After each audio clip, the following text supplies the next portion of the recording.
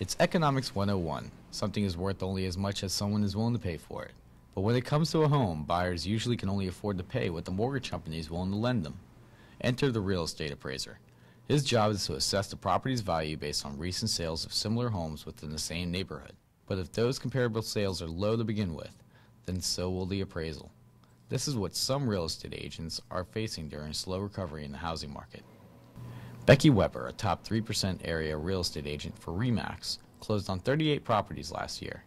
8 were appraised lower than potential buyers were offering for them, compared to only 1 in 2011. Oh, the market's going to show that these sold for less because they had to come down.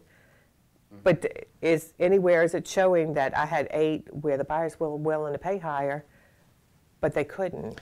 If an appraisal is lower than the price that the buyer and the seller have already agreed to, then what usually ends up happening is that the seller must lower the price. If the difference is more than a few $1,000s, then the buyer and the seller may meet in the middle. In the worst case scenario, sellers may have to dip into their own savings in order to make the deal work, but rarely does that happen. The intent is to prevent people from buying more house than they can afford or paying more for less house.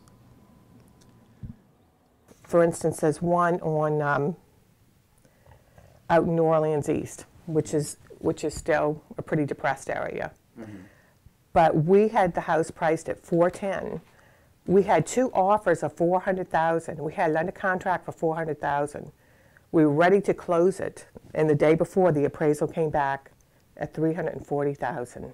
For more insight into this, Tad Bolton, investigator for the Louisiana Real Estate Appraisers Board. What your market really is, because it changes, and you can't. Appraisers do things different than agents. Totally. My view of a house is totally different than theirs.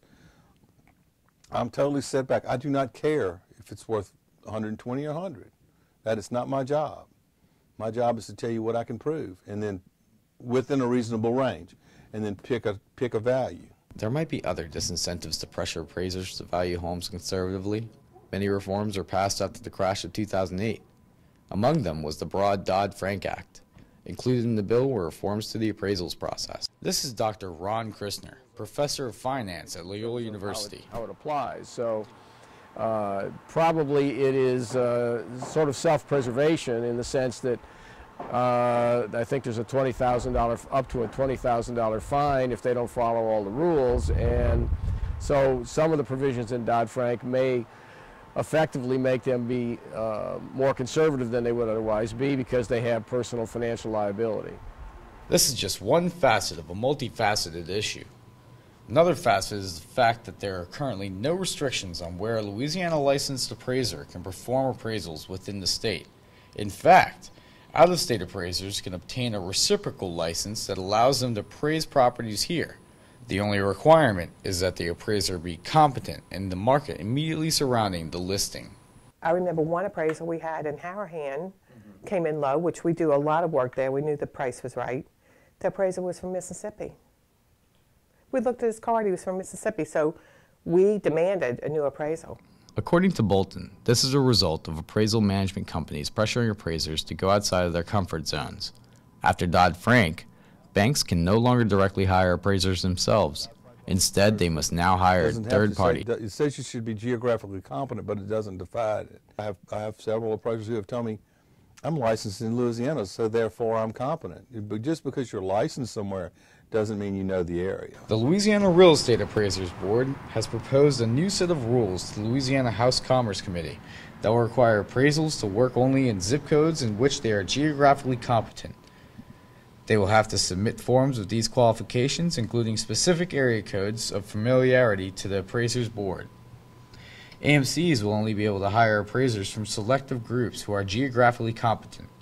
The rules are expected to be approved by the Commerce Committee in March. We have some teeth in our law. We don't have any teeth right now because they came in and they just all of a sudden said, you got to use AMCs. Well, there was no rules. They didn't say anything. You said you got to use them. Doesn't say who it is. Doesn't say the qualifications. Doesn't say if they have any rules at all. So some of the big guys are pretty much ruling what they want to do. They're swinging a big stick and say, you got to do this because I'm the AMC. And if you don't do this, I won't give you work. For now, it's a slow road ahead for real estate recovery. I think that the values are starting to try to go up. I know they're trying to go up. That's why I've had 8 low appraisals. I don't think I'm a super salesperson that's selling all these properties over value. For PAC News, John Paul Arguello.